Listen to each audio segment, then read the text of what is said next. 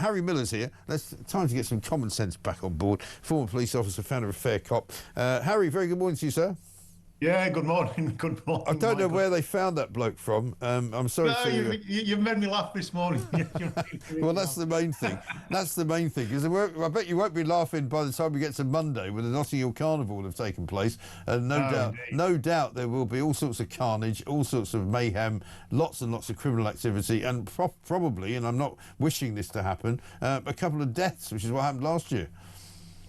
Yeah, no, it's absolutely terrible. I've just been reading a report published by the Police Federation and the Metropolitan Police following several years where it's just been an absolute bloodbath. Yeah. I mean, this is the opinion of actual police officers. This is what they say, that it is a shocking disgrace with almost zero enforcement of any law. We wait for a stabbing, respond, then move on to the next stabbing. I mean, what kind of world is this? What's quite interesting, Mike, is that the Notting Hill Carnival company, the founders of it and the organisers of it, they say that it is a safe and spectacular event. Well, the spectacular bit, yes, absolutely, it's spectacular, but safe, not on your life. No. It's not safe in the slightest.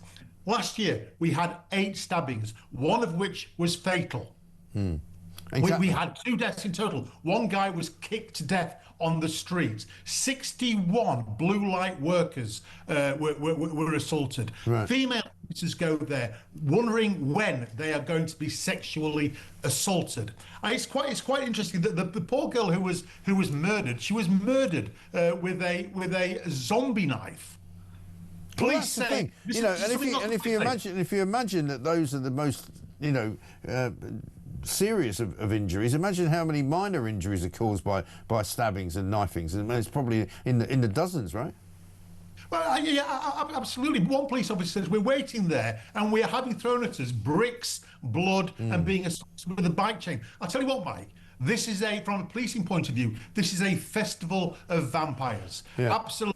It is just absolutely appalling. And if it wasn't for the ethnic Caribbean element, it would not be allowed. No. We would not allow this on the street. If this was a celebration of European culture, and it had this ongoing history of violence, of assault, of sexual assault, of murder, then the organisers would probably become a prescribed group, or at the very least, they would be made to hold their event in a much smaller, much more controlled environment, like a park where it was all ticketed. Well, it's because it ticks the DEI thing that that they are allowed year upon year upon year to get away with this. Well, every year, Harry, you and I probably have had this conversation because we know what's coming. We know what's supposedly going to be the outcome of 3 days of madness. And we always say, and I've said it for many years now, why can't they just move it to Hyde Park, where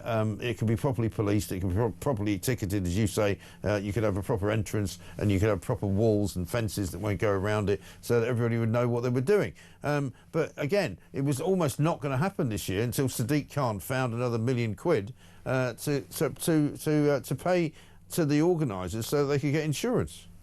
Yeah, no, absolutely. Well, I talk about insurance, yes. I mean, again, the Police Federation are predicting that at some point we are going to have a mass casualty event. Yes. This sort of complacency where you turn a blind eye to the evidence which is clearly in front of your eyes. This is the kind of incompetence, the kind of negligence that led to a mass casualty event as we saw in Hillsborough. Yeah.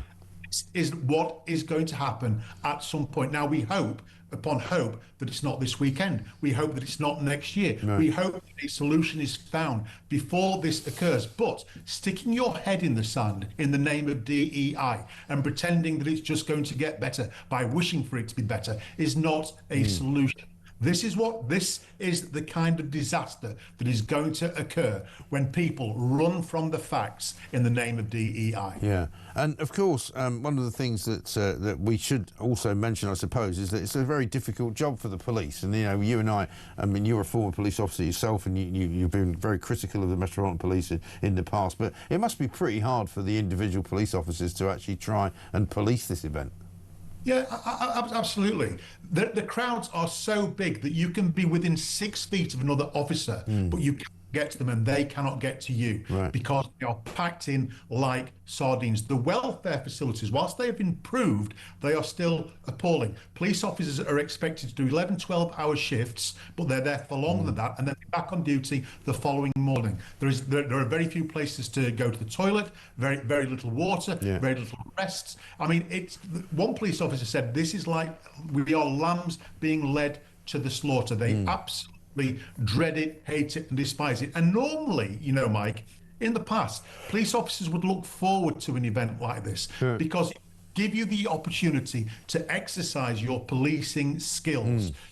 Something's going to kick off over here. There's going to be an accident over there. It gives you the opportunity to exercise the vast skills that you have, that you've prepared for, that you train for. But when it becomes like this, then no matter how skilled you are, there's a critical mass of complete nutters there who make it absolutely impossible for you to police this thing properly and effectively. Yeah.